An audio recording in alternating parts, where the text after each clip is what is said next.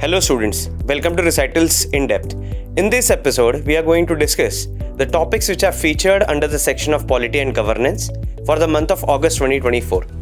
The topics that we are going to cover today are broadly falling under the themes of important constitutional provisions and functionaries, key legislations in news, important schemes of the government, and lastly, governmental bodies. Hello students, welcome to Recitals in Depth. So in this episode, we are going to discuss these topics in front of you, and the approach that we are going to follow to discuss these topics is going to be the same that we had followed in the previous months as well. That is, for every topic we are going to address the fundamental underlying concept, and we'll try to look for its applicability, whether be it in the prelims or for in the mains. And my word of advice for you is that you can watch video of this particular episode for every topic, and then you can read along in the recitals as well. So now let's come to the first topic for today's discussion, which is Amrit 2.0. Amrit being an acronym for Atal Mission for Rejuvenation and Urban Transformation. By the name itself, it is quite evident that this particular scheme pertains for the urban renewal and transformation. So before we actually go on and discuss the various features and objectives of this particular scheme, I would like to give you a universal framework which you can utilize to deconstruct any of the government policies or schemes.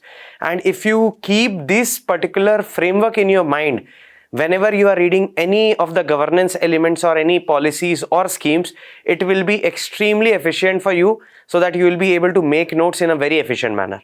So the framework is quite easy. See, every governmental scheme or policy is trying to address some problems which are existing in any of the fields.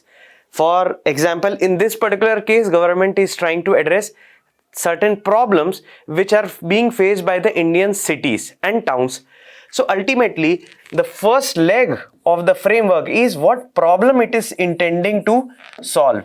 Whether this particular scheme or whether be a particular policy, are they trying to address certain problem? Identify the problem at first place. Second, try to identify in a very objective manner the various objectives which this particular scheme wants to achieve. So there is an element of achievement. Apart from it, the third leg of the framework is what are the major features or components of that particular scheme.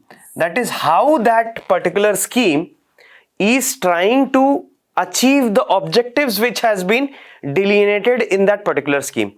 So this features is more with respect to the method which has been deployed to achieve the outcomes. Fourth important element is the administrative arrangement. That is, which are the bodies and the ministries which are taking care of the administration or implementation of this particular scheme. And in this administration also you can include the funds, etc., from where the particular scheme is receiving the funds.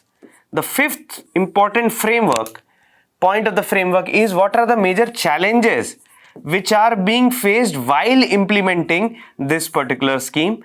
And sixth will be quite logical, which is what can be done further. So way forward. And if you are able to understand these 6 layered framework to actually, you can deconstruct any of the schemes whenever you are coming across in newspapers or in any of your core or static part of your syllabus. So keep these 6 layered structure of framework in your mind. And whenever we are trying to read any of the schemes or policies, we have to apply this particular structure over the schemes under consideration. So now let us come to the core topic, which is Amrit 2.0. Now, as we know that this particular scheme pertains to the sector of urbanization. And what is the status of urbanization in India? So, according to the 2011 census, roughly 30% of the population of our country was staying in the urban areas, and certain reports suggest that by the year of 2047, almost 50% of our total population will be urbanized. That is, they will be living in the urban areas as well. And since as of now only 30% people are living in urban areas, the urban situation is quite grim. Our cities are not appropriately planned. They are absolutely congested. Ease of living is not there. Sanitation is a major problem with respect to the livability in that particular city, and basic services, very basic services like drinking water is not available to the people who are residing in the cities, and they are very poorly managed. That is, the urban governance is in lurch.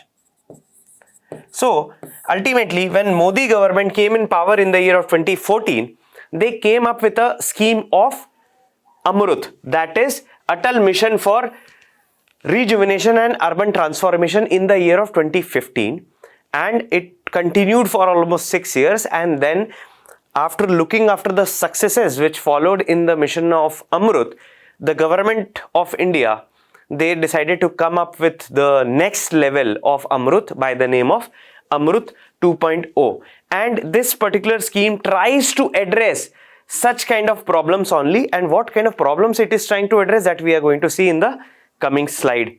So let's come to the core structure of it. Now again, we are going to follow a very structured approach, the frameworks that we had discussed, and we are going to follow the same approach over here. Firstly, we'll try to understand the context, that why this particular topic was in news. Secondly, we'll try to understand what is Amrit and Amrit 2.0 that we briefly saw. Thirdly, we'll try to address the objectives of Amrit 2.0, what it is trying to achieve. Remember the framework that we had discussed. Fourthly, what are the various components and the features of Amrit 2.0? Again, remember the framework, that is what kind of methods it is deploying to achieve the objectives.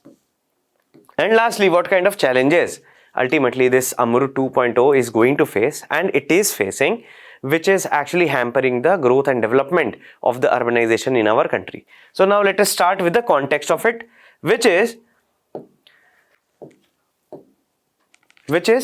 so recently the third term of the Modi government had started, and Modi government had given the responsibility to every ministries to come up with a 100-day agenda. And for the Ministry of Housing and Urban Affairs, MOHUA for short, the 100-day agenda was looking after the various deliverables of Amrit 2.0. Now, as we were discussing earlier, that in the year of 2015, to be very precise, on 25th of June, Government of India came up with the scheme of Amrit with certain objectives, like to provide for drinking water, to provide for sewerage and septage infrastructure, for rejuvenation of water bodies like ponds, lakes, etc. Apart from it, to reduce the air pollution in the cities, it provided for development of infrastructure for the non-motorized mode of transportation. What do we mean by non-motorized mode of transportation? It is nothing but cycling. So there has to be dedicated lanes for cycling, so that more and more people should adopt such practices. That is, they are going from one place to another by using cycles, etc., or similar kind of mode of transportations.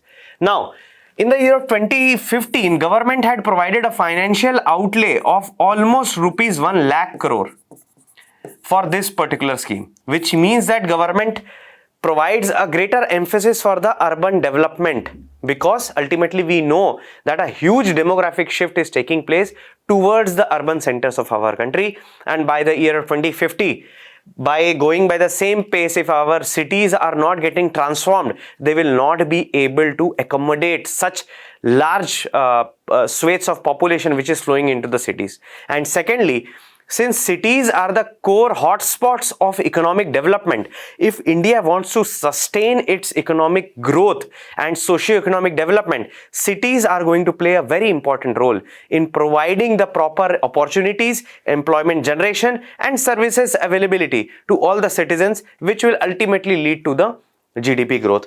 Now, building on the success of the Amrut that had provided in the sectors of water and drinking water, to be very specific, and sewerage systems, Government of India on 1st of October 2021, they launched Amrut 2.0 to saturate the objectives of Amrut itself. Which is, what do we mean by saturate? That is to build on the development of whatever infrastructure did the Amrut scheme could actually develop. Amrut 2.0 wanted to build on it and to take it one level ahead, one step further. Now, what are the major objectives did this Amrut 2.0 decided? So, the objectives of Amrut 2.0 are threefold.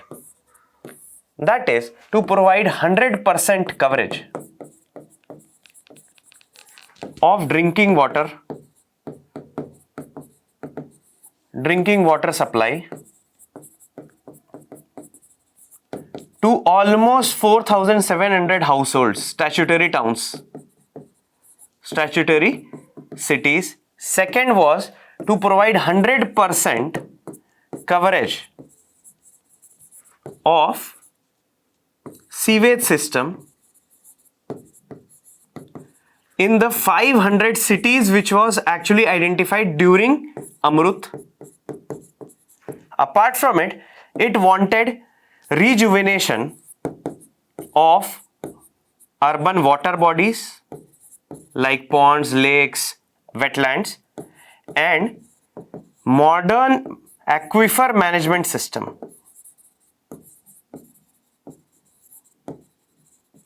Now, these are the core threefold objectives which the Government of India had wanted to achieve through Amrut 2.0. And for the Amrut 2.0 to provide such things, Government has provided a fiscal support to the tunes of 3 lakh crore. Now, note over here. Now, we need to understand the confidence which the government is also showing while providing the fiscal resources to this particular program. If you remember, for Amrut, government had provided only 1 lakh crore.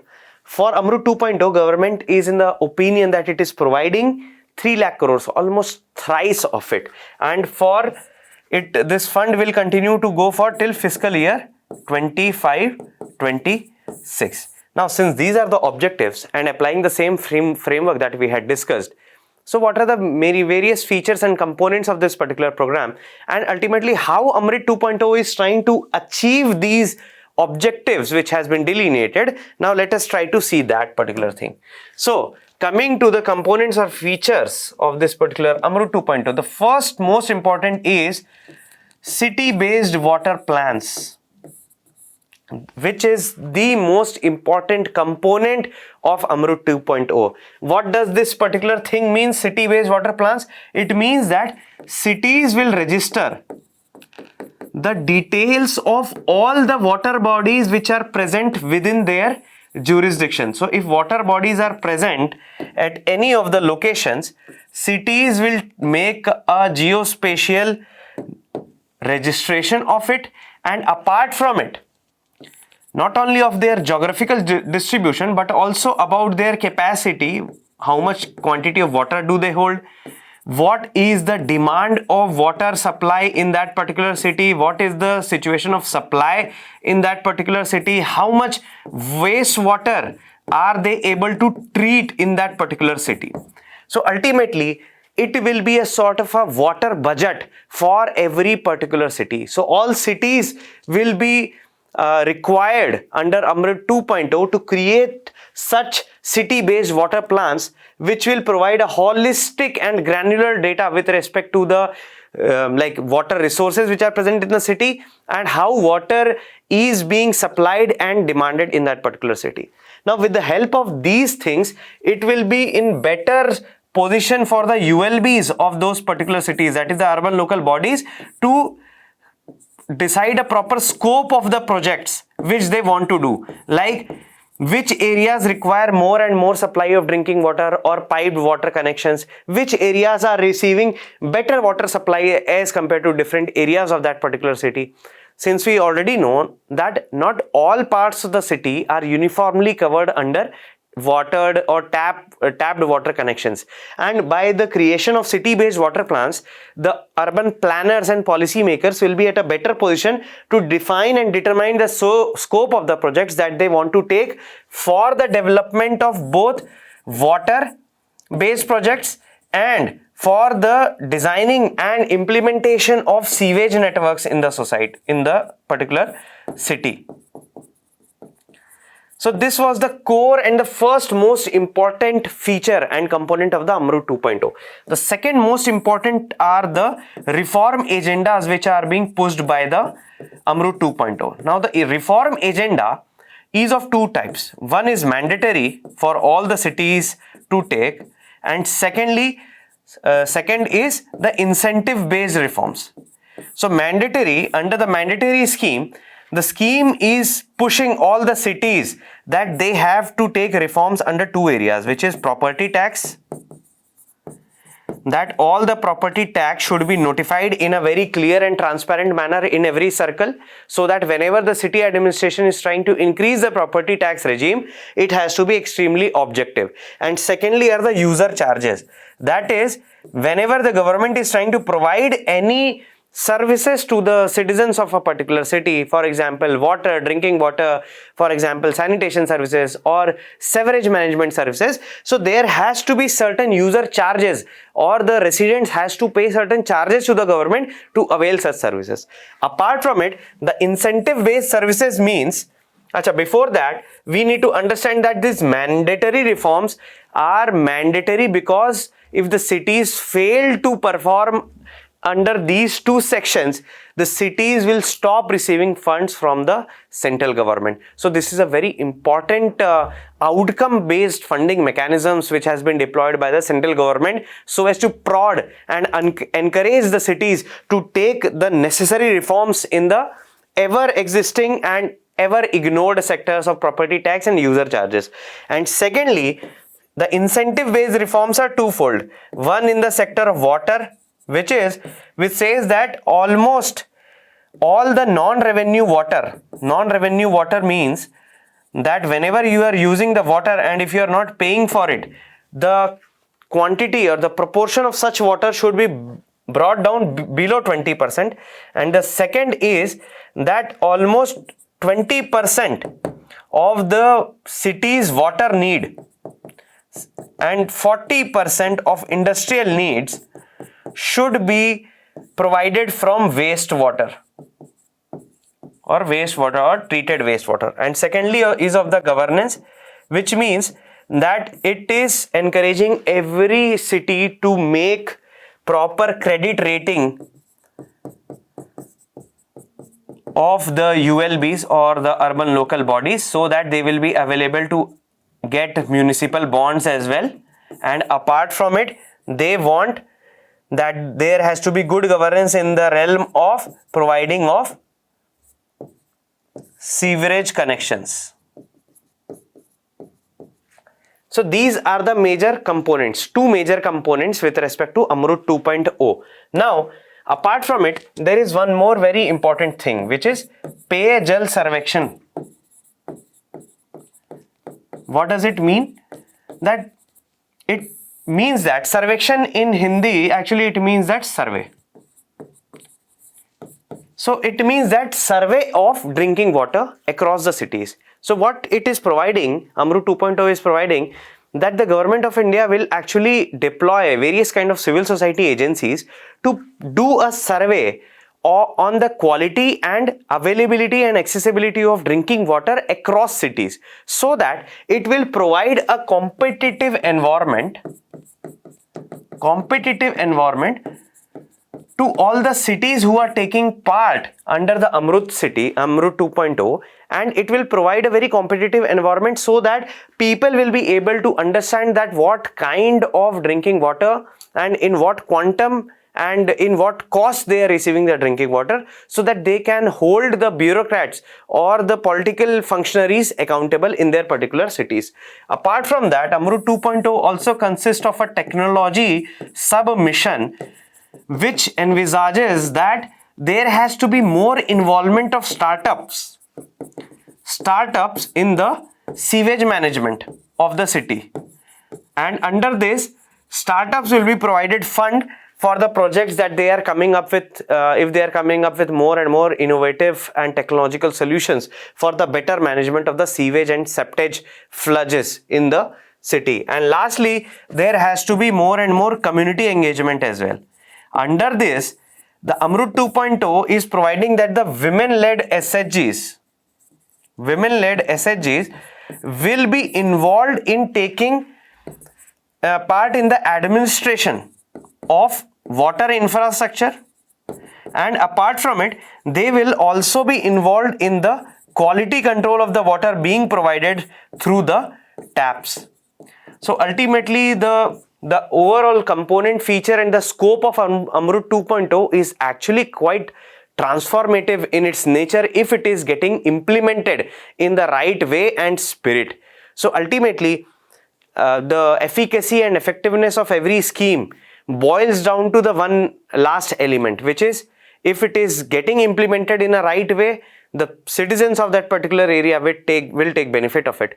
But there are certain challenges to every schemes actually. And now let us try to analyze what are the major challenges associated with the implementation of Amrit 2.0 itself. So the first important challenge that we need to understand is the outdated infrastructure. Now, as we know that the condition of our India's urban cities and centers is quite dilapidated, that is, it is very obsolete and old. And ultimately, the overall objective of Amrit 2.0 is to create new structures and to develop existing structures. And since our cities are quite old and unplanned, the outdated infrastructure, it provides a problem for the new infrastructure to take place, because ultimately it leads to a lot of hurdles with respect to the planning, designing and ultimately implementation of the infrastructural projects. Secondly, technology adoptions. Now, since if we want just like we saw earlier that there is a technology submission under Amrit 2.0, and startups can bring up important technologies like IoT, Internet of Things based monitoring systems or water metering, etc. But there will be a less adaptability and adoption of such technologies in such cities, because these technologies are hardly utilized by the administrative systems of that particular place. The third important part is lack of community participation. Now, the governing body or the implementing agencies which is involved in the implementation of Amrit 2.0 does not take into account or does not involve the participation of local stakeholders like mayors, ward councillors. So it ultimately leads to the erosion of local autonomy with respect to what kind of projects every resident want for their own locality. Fourthly, the Amrit 2.0 does not deal with the deteriorating quality of air quality, because Amrit 2.0 is a more of a water focused scheme, and ultimately it is not taking care of the air quality which is worsening at a very rapid rate across the cities of our country. Apart from it, since the the implementation of Amrit 2.0 has also come up with delayed fund release, which means that whenever there is a fund release from the center to state government and from state government to the ULBs or urban local bodies, because of the delay by every stakeholders in releasing the funds, ultimately it cascades the entire effect and the project receives the funds at a very later stage. Progress monitoring again is a very major issue, since majority of the ULBs are not able to monitor the progresses which are taking place for every project which are being undertaken Amrit 2.0. Apart from it, there are certain environmental concerns as well, which means that if we are able to, Amrit 2.0 ultimately wants to provide 100% household water tap connections. So if we want to provide such quantum of water to every people, ultimately it will bear a burden on the water resources as well. So our urban water bodies like lakes, rivers, ponds, wetlands, they will face more burden so as to provide water to so and so numerous people. And lastly, the sustainability angle, that is, that if we want to develop sustainable infrastructure which can provide like tapped water supply or wastewater treatment and effective sewage or sanitation management, it has to be in a way very sustainable so as to promote eco-friendly construction practices. So ultimately all the construction also has to be quite eco-friendly, or else it will defeat the core purpose of the Amrit 2.0 itself. So this was all about Amrit 2.0. Now let us try to come to the next topic of today's discussion, which is again a very interesting topic, and it involves a very good concept, and the topic is dark tourism. Now as we know that tourism can be defined as a social, cultural and economic phenomenon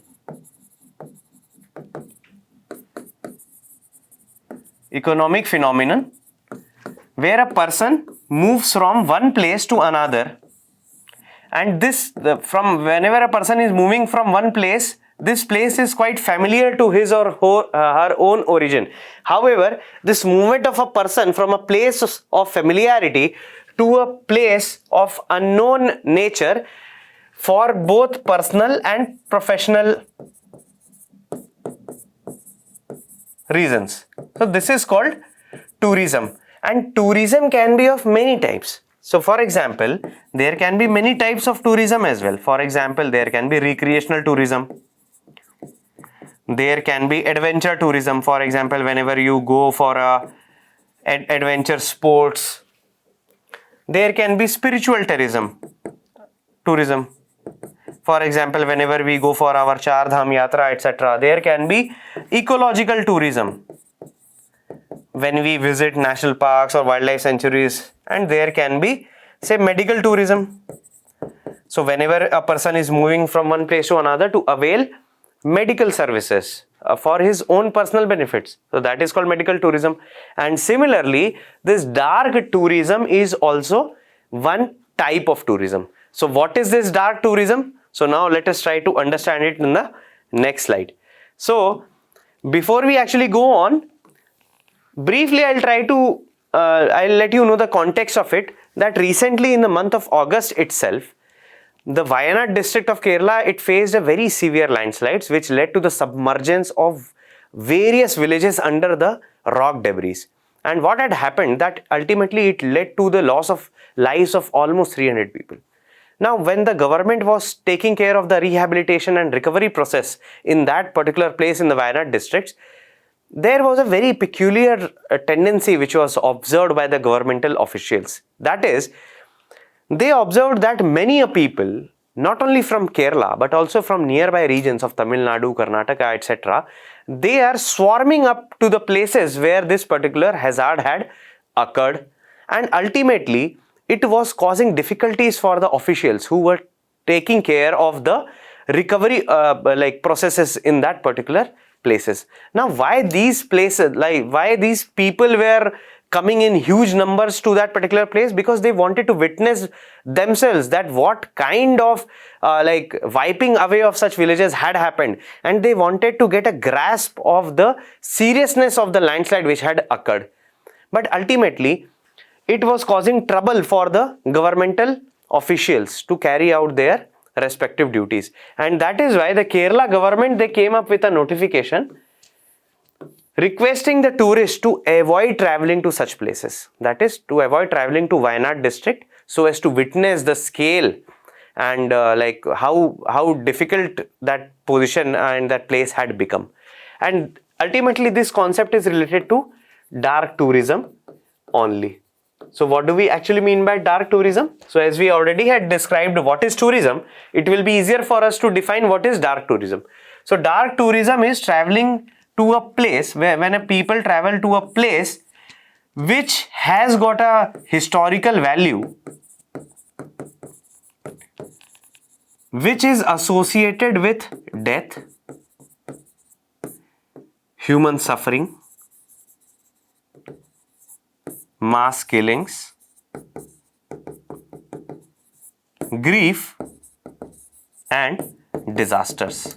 So whenever people travel to a place which has got a historical value associated with human death, mass killings, proper grieving, disasters, etc. So these are called dark tourism, and that is why the term dark is coming over here.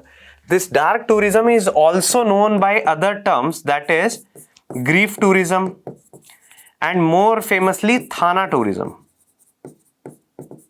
Thana tourism. These are the other two words which are used as a synonym for the dark tourism as well. Now, before we go on and discuss that why people are more interested to visit such kind of places, we need to understand and appreciate the role that the tourism is also playing in our country. So, according to the World Travel and Tourism Council, it's an international organization looking after the tourism sector across the world. It has noted that the India stands 10th out of the 185 countries which are present in the world in respect to the contribution of GDP. So in India, tourism provides, like as compared to the rest countries of the world, India is at the 10th position with respect to the contribution to the GDP of the country. It roughly contributes to around 5.5% of the GDP. Apart from it, in the year of 22-23, almost 2.3 lakh crore of forex, of foreign exchange, was received by the tourism sector itself, and you will be surprised to know that almost 92 lakh foreign tourists had visited our country. Now, these are the basic tendency or the snapshot of the tourism sector of our country, so that you have a good idea with respect to tourism sector and its contribution in our economy. Now, what are the major types of dark tourism? So, since we already discussed the types of tourism, there are certain sub-categorization of dark tourism as well. So, for example, dark tourism can be further classified into numerous kind of things. For example, grave tourism. So, whenever people visit important grave sites, for example, the World Trade Center at New York. Secondly, places of mass killings. For example, to give you an Indian example, it can be a Jallianwala Bagh and International Auschwitz concentration camp of the Second World War. Apart from it, there are certain places like haunted places as well. So it will be a very it is emerging as a very important place of tourism, that is the haunted places of our country. So it will be a very important task for you, or a very important exercise for you as well. That is, you should write out the various haunted places which you might find out in the Google search for India as well. So to name some, that is Bhangarh Fort in India, in Rajasthan. Apart from it, the places of disasters, for example Wayanad, and nuclear sites like Chernobyl. So these are the major subcategories with respect to the dark tourism which is prevalent, and it is gaining more and more popularity with the emergence of social media as well. Now, as you know that there are various travel influencers as well which are prevalent in various kind of social media applications like Instagram, Twitter, etc. And when they provide a post with respect to similar kind of places, it is observed that there has been a increase in footfalls of the tourists in such kind of places because of the increased adoption and usage of social media and the influencers who are present in the social media. So ultimately, these are the various subcategories with respect to the dark tourism. Now let's try to come to the why element of it, that why people are wanting to go to such kind of places which has got such a painful past. So ultimately, people are not visiting these places because some certain death has happened or disaster has happened over there. However, people are visiting over there because of the historical value which is associated with that particular place. So the first important element that we want to know, that the first important thing that why people are visiting such places is that people, they themselves want to feel that thrill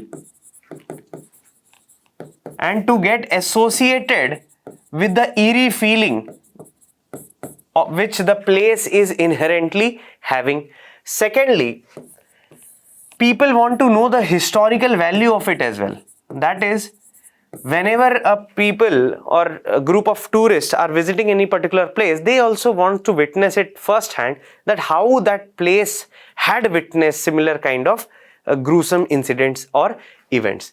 Thirdly, whenever people are traveling to various destinations, and events like war or certain tragedies, they shape the culture of that place as well. They shape the culture of a place as well. And to know the culture better, tourists visit such kind of places. And lastly, it can be for the academic purposes as well, where any individual might be wanting to study about that particular historical event, and they would be wanting more and more evidence and folklores and local history from that particular areas. So that is why people would want to like go to such kind of places. And with respect to the ethical angle, with respect to say dark tourism, we need to make sure that whenever we are visiting such kind of places, we should maintain a greater degree of dignity and semblance, so that we do not destroy the core element which is present in such places. And proper due respect has to be given, because ultimately these places has witnessed great degree of say crimes and cruelty, etc. So this was all for this particular topic. Now let's come to the next topic, which is NPPA, which is National Pharmaceutical Pricing Authority. So again, this is one of the important governmental bodies that we are going to discuss today in today's discussion. And whenever we are trying to address and study any governmental body, again we are going to form a framework. So firstly, what is that particular body? Under which ministry does this particular body lies? Thirdly, what kind of major objectives it is trying to serve? Fourth, under what legal framework it is trying to serve those objectives? And lastly, are there any particular challenges which this particular body is facing? And lastly, the way forward. So in this episode, we have seen that I have given you two frameworks. One framework actually to analyze the schemes which comes up in the newspaper, and secondly, this is the framework, again a 6-pointer framework, for you to understand how to analyze and read and to make notes out of it also. Because if you are able to think in a right manner, then only we'll be able to learn things in a right manner, and finally we'll be able to make a note out of the topics in a right structured manner. So now let's try to apply this particular framework to the NPPA. So ultimately, now come to the context of it. So what is the context behind learning this particular topic? Why we are trying to learn about National Pharmaceutical Pricing Authority? So recently, it was discussed in the Rajya Sabha, and it was informed to the members of Rajya Sabha that almost 70 pharmaceutical companies were provided notices by the National Pharmaceutical Pricing Authority, NPPA for short, and hereby we will be using NPPA only, for breaking or violating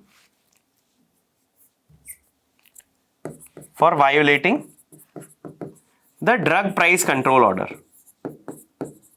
Drug price control order of 2013. So this was the core context that was in news. Now, how we would like to read and understand this particular topic is that first of all, we need to understand what is this drug price control order and what is the genesis and function of it, and how does NPPA tries to administer the various provisions of drug price control order. Now, to understand the drug price control order of 2013, we need to understand the importance of health security in our country. Now we know that every infrastructure, every governance will crumble if the health of the people who are actually operationalizing it is not good. So ultimately, health is the core of the core issue. And if we really want to ensure the security of our country, we need to make sure that the security of the public health is ensured. And the core component of public health security are the drugs, that is the medicines.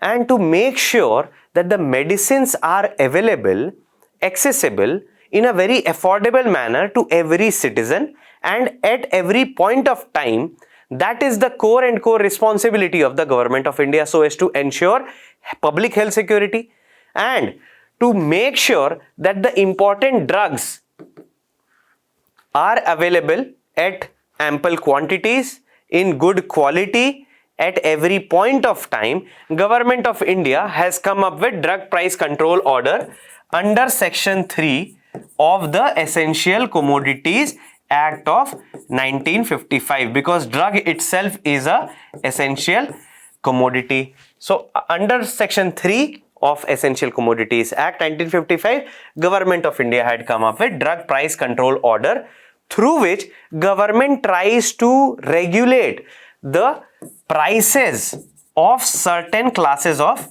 drugs.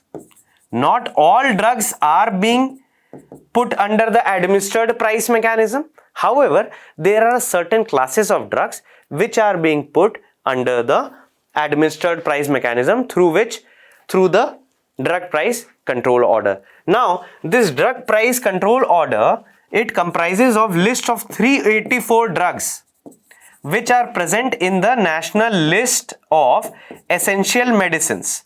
Now, what is this national list of essential medicines? Now, we already noted that if we really want to secure the public health security of our country, we should have a stock of medicines ready. And what are these medicines? These medicines are found under the list of national list of essential medicines, which are actually maintained by the Ministry of Health and Family Welfare. Now, one very logical question should come into your mind, that how do we know that what kind of drugs are being put under the national list of essential medicines? So you should be surprised to know that WHO, that is the World Health Organization, it also provides for a list of essential medicines. Apart from it, the Ministry of Health and Family Welfare, through various kind of health statistics, they take out the list of disease burden in India, and similarly what kind of drugs which are required to cure such diseases, and such drugs are put under the national list of essential medicines. And this national list of essential medicines, certain drugs, that is 384 drugs, are under the drug price control order 2013. And these 384 drugs are being regulated in various degrees by this particular order, so that the prices of these drugs should not shoot so much high that the people are not able to afford it and it becomes inaccessible to majority of the people of our population. So now let us try to understand it in second way. That is, ultimately the DPCO, that is the drug price control order, it comprises of scheduled drugs and non-scheduled drugs. So this DPCO actually it contains a schedule by the name of Schedule 1, and all the drugs which are present in the Schedule 1 are known as scheduled drugs, and the drugs which are not listed in the schedule of the DPCO are known as non-scheduled drugs. So what happens in the regulation of the prices of scheduled drugs is that ultimately every year the National Pharmaceutical Pricing Authority, it notifies in the month of April the prices of the drugs of the scheduled drugs. Okay, so ultimately these drugs will be based on the wholesale price index of our country, and after looking through the wholesale price index, NPPA will notify the price of the drugs in the April of every year. Apart from it, for the non-scheduled drugs which are present in the DPCO, they can increase the prices by maximum 10% in 12 months. So one important characteristic feature that we need to note over here is that for the scheduled drugs, it is the NPPA which is notifying the prices. However, for the non-scheduled drugs, even the manufacturers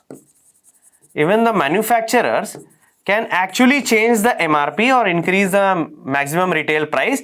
However, by a maximum of 10% in a fiscal year. So these two category of drugs are being regulated and their prices are being regulated in different manner, but with the help of a similar legislative tool, which is the drug price control order. So this was the core deal with respect to the drug price control order. Now let us try to understand the various functions which are being performed by the NPPA, that is the National Pharmaceutical Pricing Authority.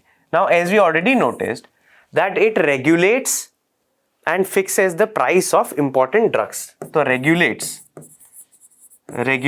the prices of drugs. So that is the first most important function which are being performed by the NPPA. Secondly, it advises the government, advises the union government on drug policy which it has to follow. Thirdly, it monitors the position of important drugs in the country so as that if there is any shortage, it can go for some remedial efforts as well. And fourthly, it collects and maintains data with respect to the quantum of drugs which are available in the country, their export, their import, qualitative metrics, qualitative metric of the drugs, etc.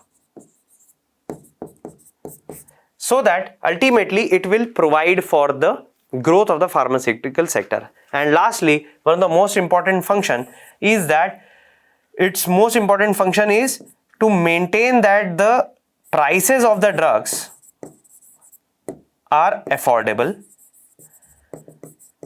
and at the same time it should be able to incentivize the pharma sector as well, so that just to provide benefit to the consumers, it should not provide any kind of harm to the pharma sector. So NPPA, while regulating the prices of the drugs, it has to make sure that it is trying to balance the interest of both the consumers who are taking the drugs and the pharmaceutical sectors who are manufacturing the drugs. So this was all about the NPPA. Now let's come to the next topic.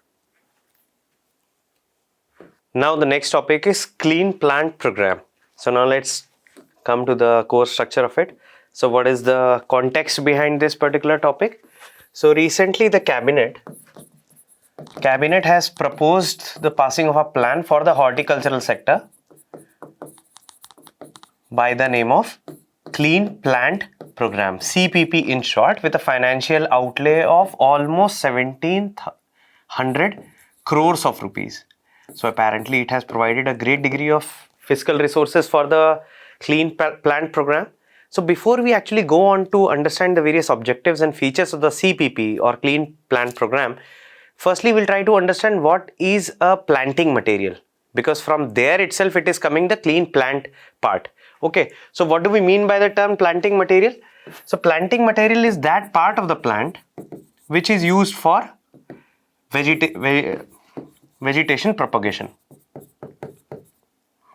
That is, in simple terms, that planting materials are that part of the plants like seeds, seedlings,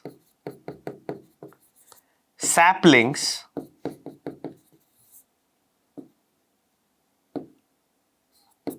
tubers, etc. Because these can be used by the farmers to actually sow it on the soil, and ultimately it will result to the generation of a full-blown crop. And that is what it is called a planting material. Now, before we actually go on and discuss the core objectives and features of CPP, let's try to have a brief snapshot of horticulture sector in India.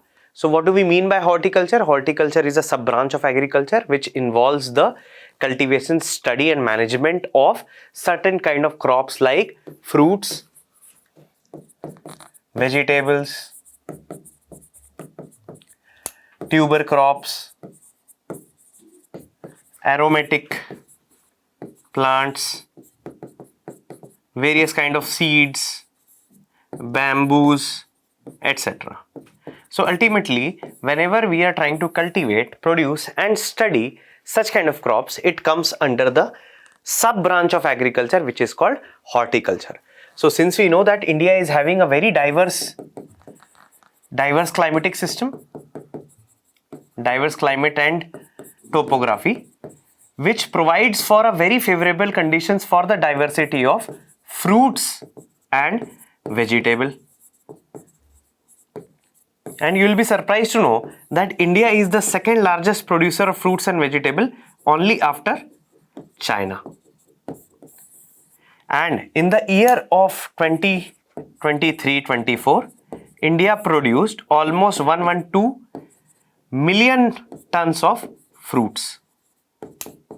And this particular program, that is the CPP or Clean Plant Program, ultimately it is providing for the fruit cultivation itself. So now let us try to understand the various objectives and components or features of the CPP.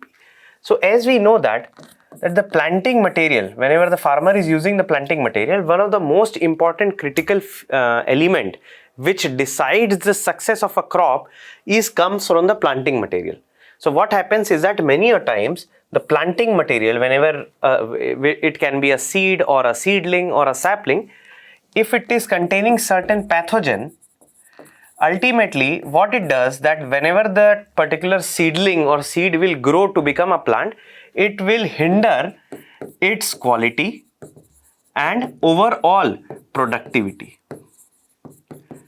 And this has been one of the most pressing problems in the fruit production of our country. This is the major problem which is being faced by the farmers of our country who are involved in the cultivation of fruits. So to go ahead to provide a solution to such kind of things where planting materials are like contaminated with certain kind of pathogens, the government of India came up with the program of clean plant material. And what do we mean by clean plant? That is, it is such a planting material which is devoid of any kind of pathogen, whether it be bacterial disease or whether it be it a viral disease. So what is the core objective?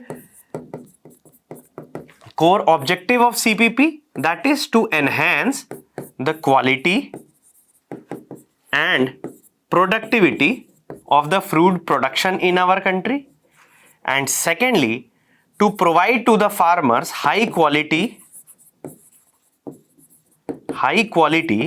and virus free planting material to the farmers, so that ultimately whenever the farmers are using it, they will be able to grow it to a very viable crop which will yield them good remuneration. So these are the core objectives with respect to the CPP. Now, what are the core components associated with this particular scheme? Now we are trying to apply the same framework that we had been studying. So the first most important is the clean plant centers, which is nothing under this 9 clean plant centers, which will be the state-of-art facilities, will be established for each fruit across the country.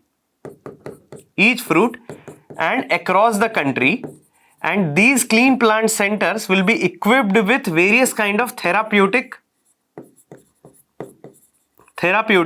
facilities and diagnostic facilities, so that the scientists or the operators over there, they should be able to diagnose if there is any kind of pathogen which is being present in the planting material or not. For example, the clean plant center which will be established at Pune will be looking after the grapefruit. Similarly, at Nagpur, CPC will look after the development of clean planting material of oranges. etc. Now the second important thing which we need to note over here is the certification system. Certification of what? Certification of, again, planting material. Now ultimately there is a one important act by the name of Seeds Act of 1956. So under the CBP there will be a very robust certification system which will be established and implemented under the Seeds Act, so that it will ensure the accountability of the planting material or whoever is the party who has created that planting material, and they should be able to trace the owner of that particular planting material as well, so as to ensure traceability and accountability of the owner of the planting material. And thirdly, under this, the nurseries will be provided infrastructural support so that they should be able to provide more and more propagation of virus-free planting material. And ultimately it is not hard to imagine that if farmers are getting high quality planting materials for them to grow the fruit production in our country, so it is not hard to imagine that the fruit production of our country will even enhance and will grow further. So we can actually imagine what kind of benefits that we are trying to take out of this particular program. So first of all, what kind of benefit that we are having for the farmers over here? So they will be getting more yield, and since there will be more yield, so there will be more income as well. Secondly, for the overall horticulture sector, so ultimately it will lead to increase of our production. Secondly, there will be more and more exports which will bring in more and more forex reserves for our country. And thirdly, for the consumers as well, we cannot forget the consumers, because ultimately it is the urban consumers of our country which goes for the maximum consumption of the fruits, and with more and more increased production of fruits, ultimately it will bolster our nutritional security as well, because fruits are very much rich in antioxidants and various kind of micronutrients. And secondly, since there will be more and more production, there will be lesser of inflation.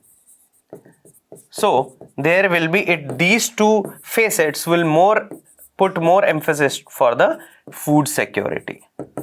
So these were the major benefits which we are actually expected to accrue from the appropriate implementation from the Clean Plant program. So the next topic for today's discussion is Nandini Sahakar Yojana. Now, as it is quite evident from the image itself that cooperatives build a better future for all. So before we go on and discuss the various features associated with this particular scheme, let's try to understand what do we mean by cooperatives at first place.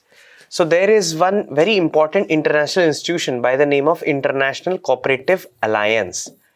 So this provides a very beautiful definition of cooperatives. What does it say? That it is a voluntary association of people to achieve their own socio-cultural and economic goals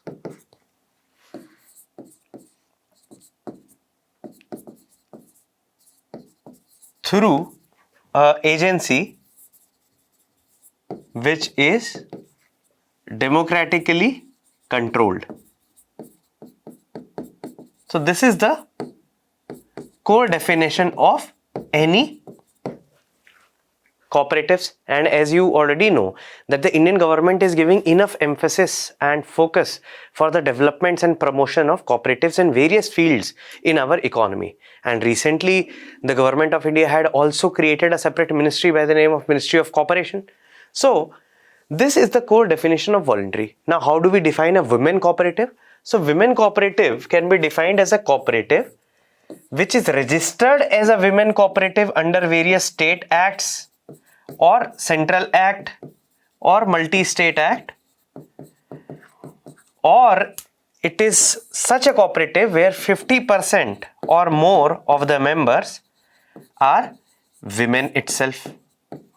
And now, since we know these two concepts of cooperative and women cooperative, we will be able to understand it better that what this Nandini Sahakar Yojana is trying to provide benefit to the various stakeholders.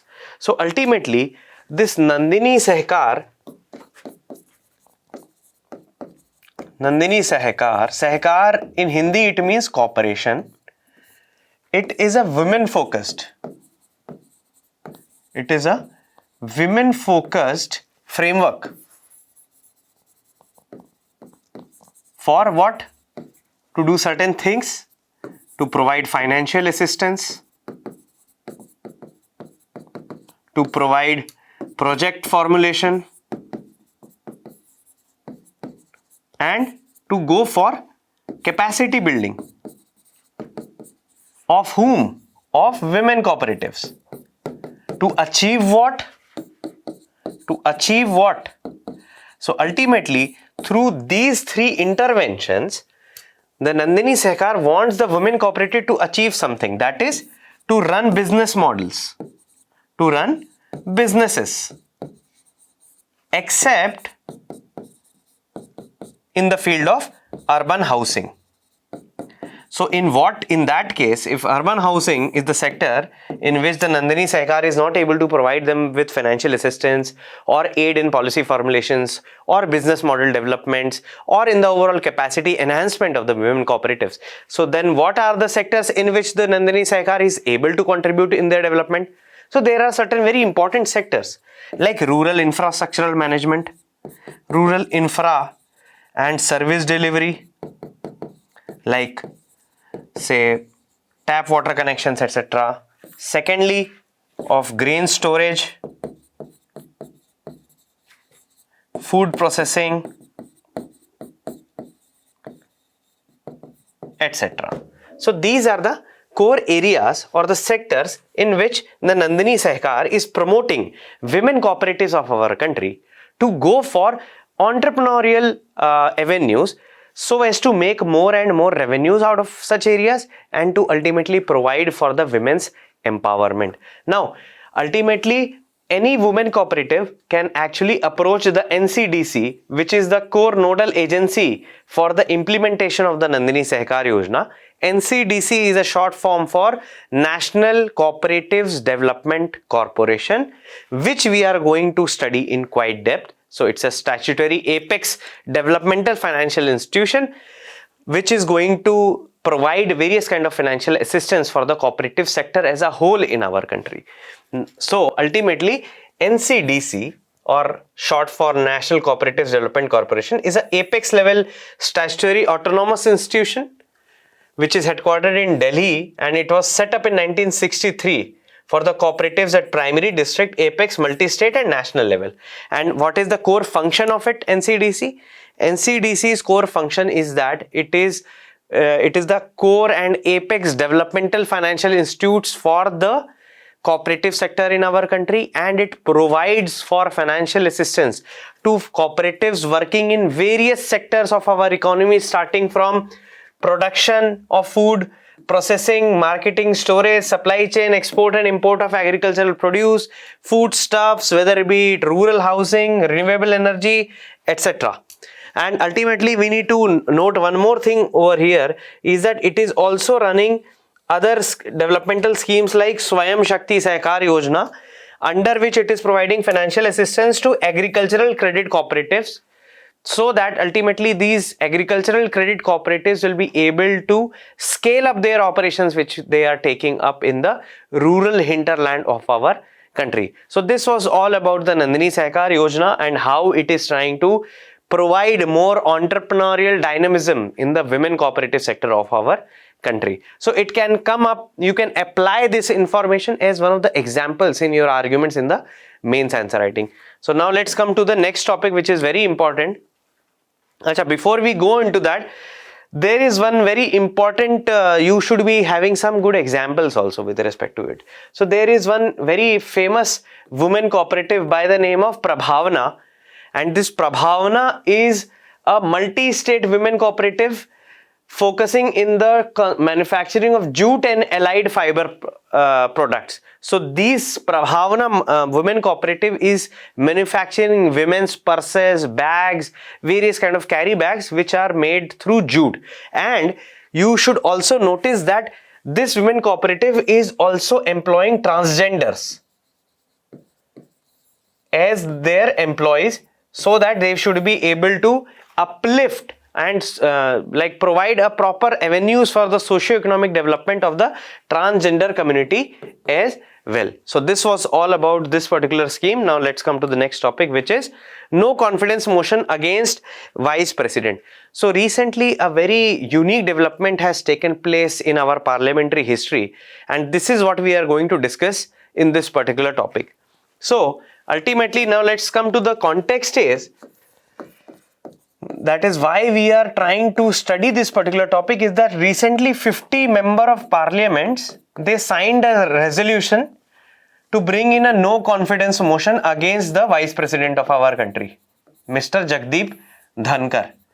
Now this no confidence motion is synonymous with a resolution for the removal of vice president of our country. So to understand the various process and our constitutional provisions with respect to the vice president of our country, and what are the various functions which are being performed by the vice president of our country, let's try to understand this thing.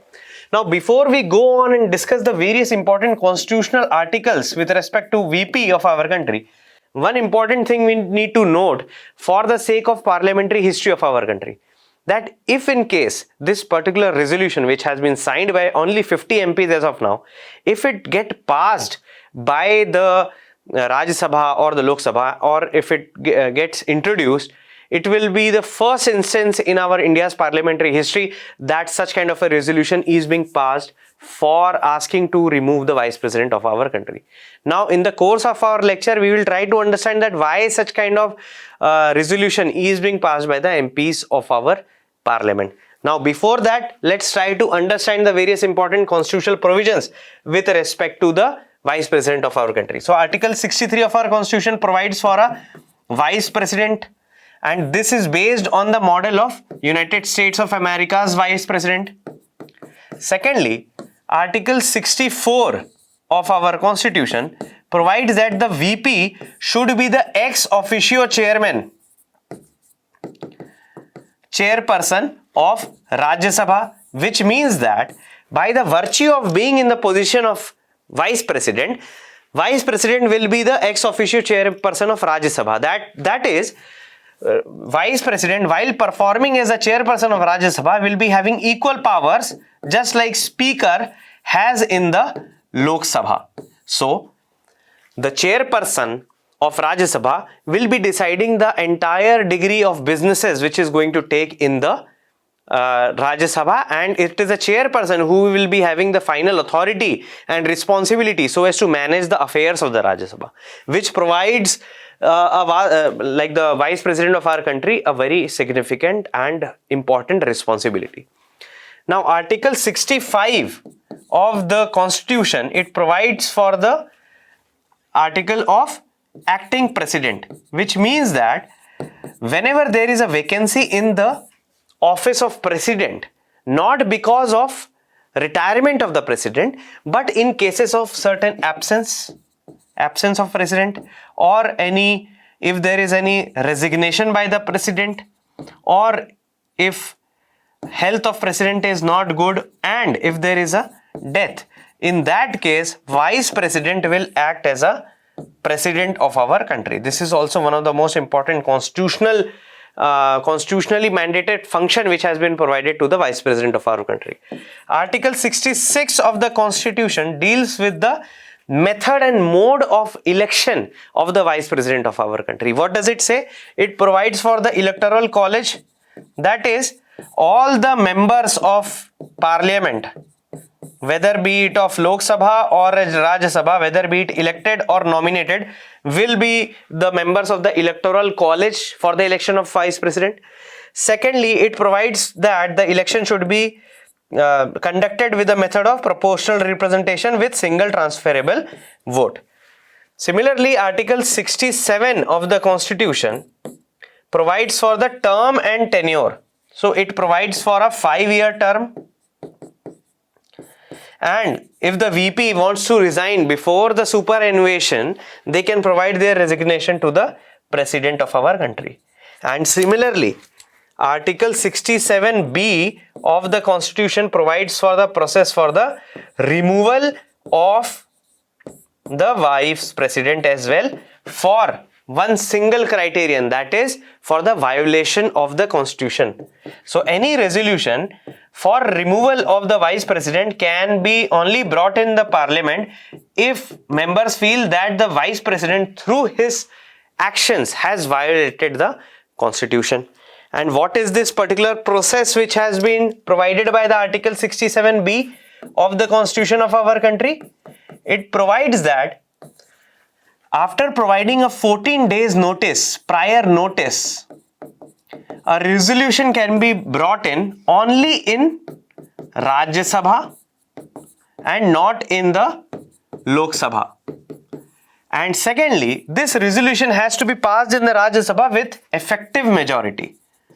That is, what do we mean by effective majority? That is, it is the majority of the total strength minus vacancies.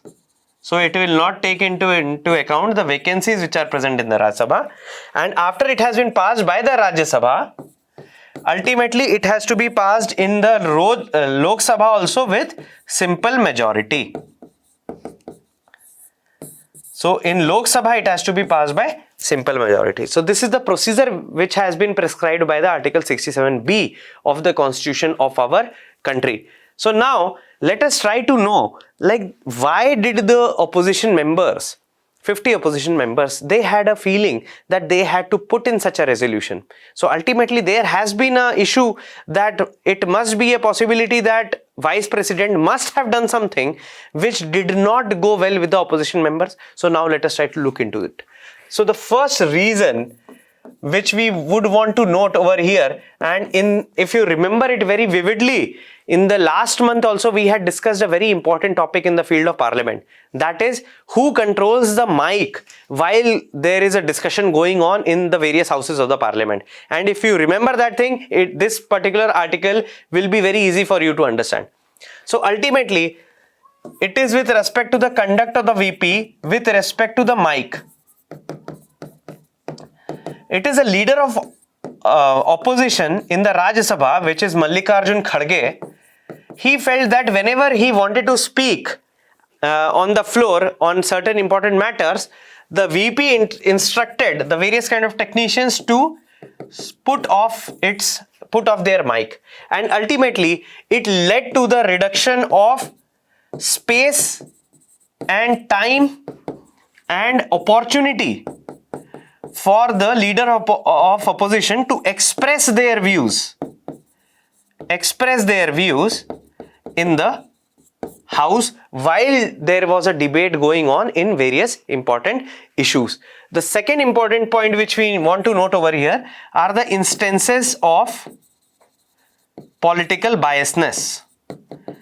So ultimately, as we know that the chairperson or the vice president has got a very important function which has been mandated by the constitution, that is they has to preside over the proceedings of the Rajya Sabha, and while performing those important functions, it is the utmost responsibility of the chairperson that they have to show like non-partisan behavior in their conduct vis-a-vis dealing with various kind of stakeholders which are present in the Rajya Sabha.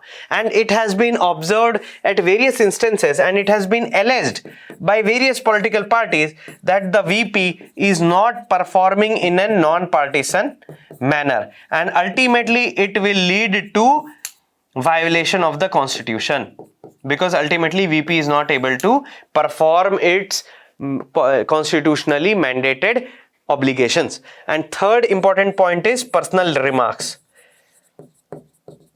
The rule book of Rajya Sabha, it explicitly mentions that the presiding officer should abjure from providing any kind of personal remarks against the member of the house. And it has been noted by various opposition parties as well that vice president has been involved in providing a personal remarks against various members of the house, and these were the major reasons which actually frustrated and provided and brought these members of the parliament to a level that they wanted to bring in a resolution so as to remove the vice president of our country. So this was all about this particular topic. Now let's come to the next topic, which is Amrit Bharat Station Scheme. So as the name suggests and from the imagery itself you can see that ultimately again we are going to apply the same framework which we had discussed in the previous topics as well. And if you remember that we had started this particular discussion with a scheme itself. So as it is not an unknown fact that ultimately our railway stations are not fully equipped with various kind of amenities for the travelers who are going through the like railway transportation, and secondly it is very unclean, untidy and unaesthetic. So to come over such kind of problems which are being faced by the railway infrastructure of our railway stations, the cabinet of our country has come up with the Amrit Bharat Station Scheme, and recently it was being discussed in the parliament as well. So now let us try to understand the various components of this particular scheme and what do we actually want to achieve out of it. So ultimately this Amrit Bharat Station Scheme was launched in the year of 2023 to provide two major important objectives, three important objectives. Firstly, to develop new stations and to modernize existing stations, existing ones. Secondly, to modernize the overall infrastructure of railway stations, which will ultimately lead to the enhanced travel experience of the user, of whoever is using the facilities which are being provided by the railways. It will lead to the enhanced user experience, and ultimately it is not an unknown fact that the overall sanitation level at the railway stations of our country is not that good and not that commendable, and it is a taken fact that ultimately you will, whenever we will visit the railway stations, we might find filth lying around the stations itself. However, after the launch of Swachh Bharat mission as well and by various initiatives by the Ministry of Railways itself, we have seen a great degree of improvement in the level of sanitation and the kind of facilities which are present in the railway stations. However, with the launch of Amrit Bharat Station Scheme in the year of 2023, the government of India is now committed to provide these three objectives for the crores and crores of users who are using the facilities provided by the Ministry of Railways. So these are the objectives, and how does it want to achieve? So what are the major features of this particular Amrit Bharat Station Scheme? So firstly is the development of master plan of the railways. So what do we mean by master plan? So every railway station will be expected to design and formulate a master plan which will cover all the details of what kind of infrastructural development it has to take place in a temporal manner, that in which year what kind of infrastructural development that particular station will take place and in what priority as well. Secondly, it focuses on the creation of roof plazas and city centers. What do we mean by that? As we know that crores and crores of population of our country is using the railway stations, and railway station has got a huge area that is under the control of Ministry of Railways, and that area can be very well monetized with the help of creation of roof plazas and city centers, just following the model of airports. So just like when we visit airports, there are various kind of shopping malls, restaurants, lawns, various kind of eateries and restaurants are there. Similar kind of monetization of land asset of the railways can be utilized to creation of roof plazas and city centers, so that railway station turns into not only a transactional element in the journey of a user, but also a very transformative user experience where user can take benefit of various services which are being provided by the private parties as well. The third important point is the Swachh Bharat element.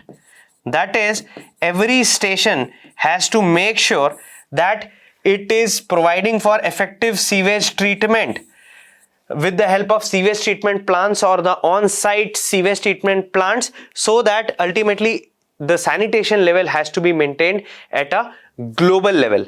The fourth is aesthetically pleasing stations. Aesthetically pleasing stations. What do we mean by that? That the stations has to be designed in such a manner that it should be aesthetically pleasing and beautiful as well. That the landscaping and the facades which are there in the railway stations should be designed by taking inspirations from the local culture. To give you an example, if you'll go to the railway station of Ahmedabad, you will get a glimpse of Modhera Sun Temple, which is present there in the Gujarat itself. So what these Amrit Bharat station scheme has done is that it has provided motivation for the planners so as to use the local cultural heritage of Modhera Temple and bring its elements in certain forms in the way of facades and landscaping within the Ahmedabad temple railway station. Fifth point is user amenities. Under the Amrit Bharat station scheme, the policymakers and the railway stations are mandated to provide various kind of user amenities, whether it be drinking water, resting lounges, various kind of eateries, etc. should be provided. And sixth major important point is inclusivity, which is it has to be made disabled friendly. That is, ultimately there has to be more and more escalators, foot over bridges. The entry lane to the stations should be very broad, well littered, and unwanted structures should be removed from those things. So ultimately, by following these features and components, all the stations can be modernized and the travel experience of the travelers can be enhanced multifolds, and it will lead to more and more people gaining trust with respect to the Indian Railways. To give you an example, these are the major photos which has been taken by various important documents released by the government of India. So this is right now the station of Nagpur. And under the Amrit Bharat scheme, this is the master plan which it will get created into. So see the level of modernization and infrastructural transformation which is taking place over here. Similarly, this is the station of Sholapur, which is again in Maharashtra. So this is right now under construction, and we can see it from the master plan that how it will look when the Amrit Bharat station scheme must have yielded the results of this particular scheme. So this was all about this particular scheme.